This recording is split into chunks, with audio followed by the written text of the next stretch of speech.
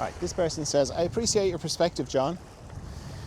Wondering if you could speak on the positives of the ego. Seems like the ego is vilified by many, and personally I think it deserves some gratitude. But that's just my ego talking. Yes, I agree. But, well, I sort of agree. I'm not a big fan of hierarchy on the inside.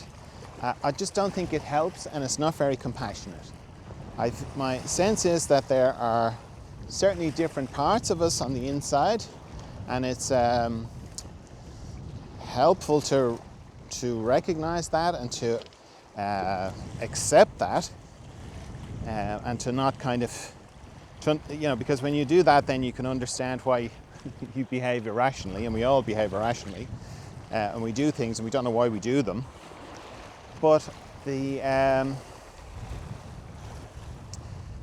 and some parts have more consciousness than others. That's very good to know as well. But then I think it's a trap to make that a hierarchy and go some parts, the less conscious parts are in some way lesser than other parts. Because that's just another, it's like it's unconsciousness just talking about itself in a different way. So the way people talk about the ego is very unkind. The way people talk about the mind, you hear the monkey mind and all that. They're talking about themselves, but yet they're just very unkind about it.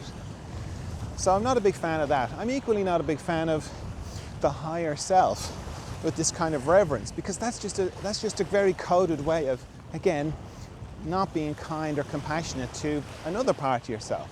Oh, stupid old me and my higher self, or my guides were trying to tell me this thing. Guides are a different thing. That's kind of in the psychic world and to be avoided, or to go deeper than that. But so the way people talk about the ego, like, oh, all you have to do, the only thing to get happy is to get rid of your ego, right? Now, if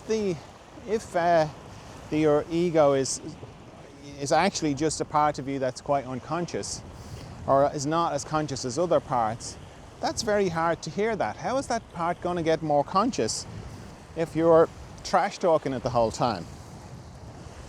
Because generally what I have found is, while there's no hierarchy, there is certainly an order.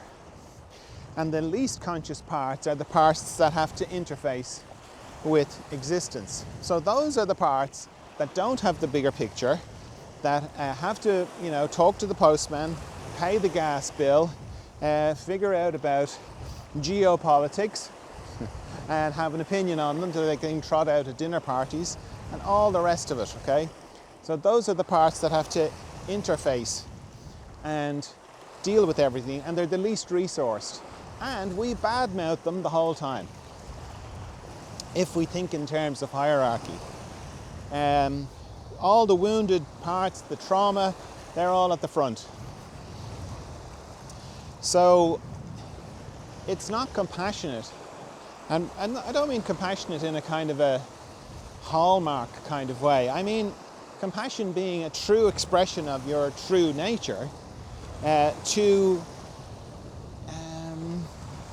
talk about them like that, Because if you met somebody who had a traumatic brain injury and their cognitive function was impaired, you wouldn't talk about them like that. You would be very understanding and kind to them, because that's your nature. So it's the same on the inside, that when we behave cruelly or in ways that make us cringe, it's to kind of apply that kindness to those parts of us and go, well, let me understand, and let me help that part understand so it can move forward with the rest of me. Not to make it wrong, And all parts have their place, and all parts have unconsciousness. It's not like the deeper parts are super, they're free of it. And as I've said before, when the deeper parts see a bit of their unconsciousness, they're very disturbed. because they're not familiar with it. It doesn't happen that often to them. Whereas the frontal parts are like, well, that happens to me every hour. I see a bit of unconsciousness. So yeah, I wouldn't be too concerned, or not so much concerned. I don't really get into it. It's fine to recognize that there are different parts on the inside, but I think it's kind to recognize that all parts have unconsciousness, and to think a bit more in terms of having all parts move forward together, not just one part, and to not make one part wrong or less than another part.